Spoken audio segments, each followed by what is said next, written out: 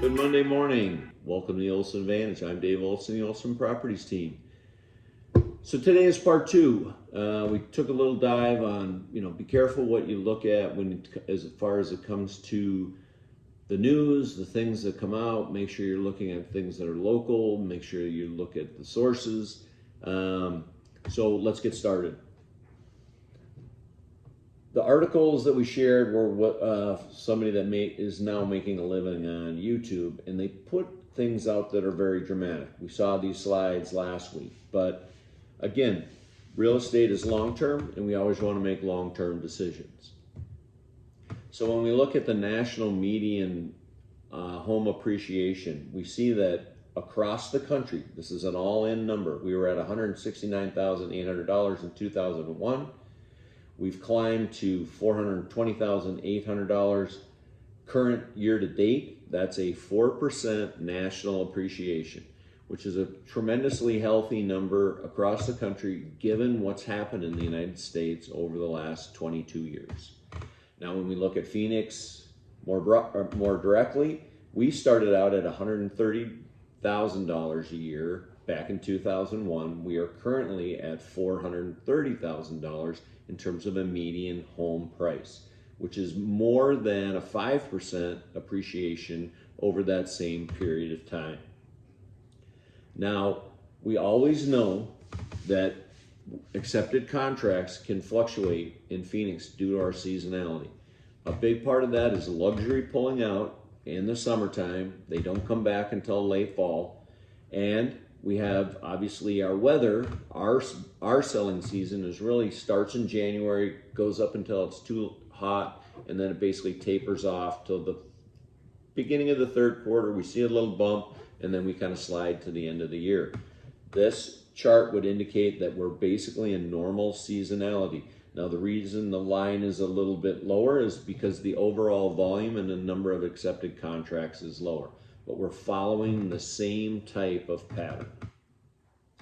Now, when we look at the markets, and we showed you this teeter-totter slide last time, we've seen some additional shifting, and we'll show you a deep dive on that. On the left-hand side, you can see all the sellers markets. The yellow and the blue, which are both balanced and buyers markets, are keeping the teeter-totter level. We are at exactly a 100.9, which is exactly an even balanced market in Phoenix. Let's take a little closer look at each individual city and how they stack up. Chandler is at the top, but it's actually the number 2 market. If you look over on the lower right-hand side, Tolleson has the highest number at a 182.8. And then we go down, Avondale, Fountain Hills, Phoenix, Mesa, Glendale, Tempe, Gilbert, and Scottsdale are all still in seller markets. So their number is above a 110. Peoria and Paradise Valley are only balanced markets, along with, over on the right, Levine, Gold Canyon, Litchfield Park, and Sun City West. Buyers markets are Surprise, Goodyear, Cave Creek, Queen Creek, Maricopa, and Buckeye. Notice the 2 different colors of blue because we have one group below 75. And then in the upper right-hand corner, we also see that both Casa Grande, Sun City, and Arizona City are also buyers markets. Now, when we dive in and look at the most recent changes, this is an area that you always want to focus when you look at this chart. You look at the bubbles, up and down red arrows. Okay, this is where we see the most recent change. Changes that are double digits are pretty significant over the course of a single month.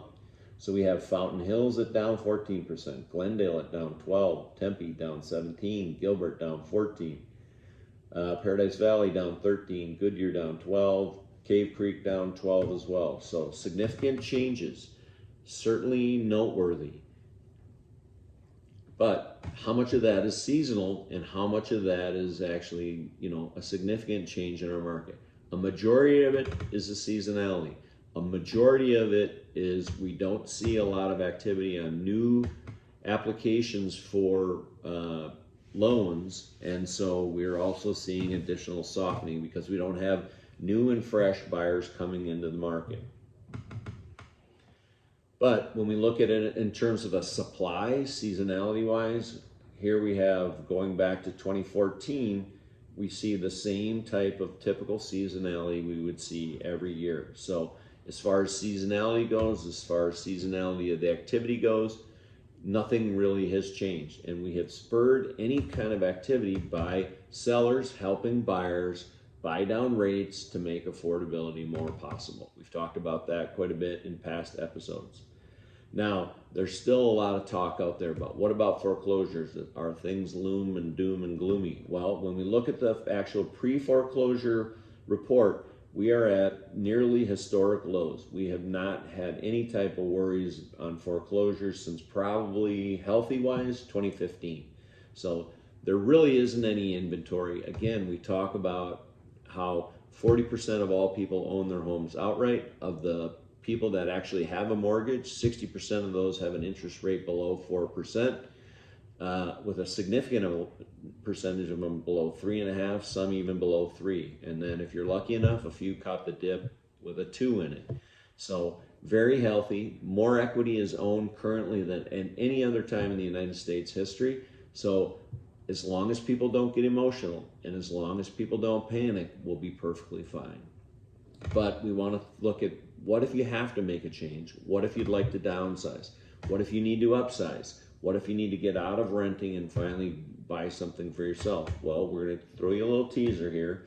Right now, when you look at the long-term Crawford, you look back to 2014, there was an area where we were truly in a buyer's market. And then once those two come together, supply and demand come together, we always see afterwards a nice little uptick in appreciation. Now, during COVID, where those two came together right before it spiked up, which is an aberration, those two lines came relatively close together. We jumped up significantly. We saw a correction after that. That's where the other buyer market came together, right? And then we saw, once we had a buyer's market, we saw another little uptick. We're in that same circumstance right now. And when we zoom in, we can see back last year, December, we had a brief buyer's market. We're coming in close to that. Currently, do we have another opportunity to make a change? We'll talk more about it in our next episode. Again, if you need to go back and watch any previous episodes, know that you can always go to our channel. It's Phoenix, Scottsdale, Arizona Living. You can also try searching Olson Advantage to go back, look at prior episodes, and also like and subscribe so that they come to you immediately after we post them. Again, if you ever have any questions, don't hesitate to reach out to me directly at 623-570-4464. Thanks so much. Make it a great day.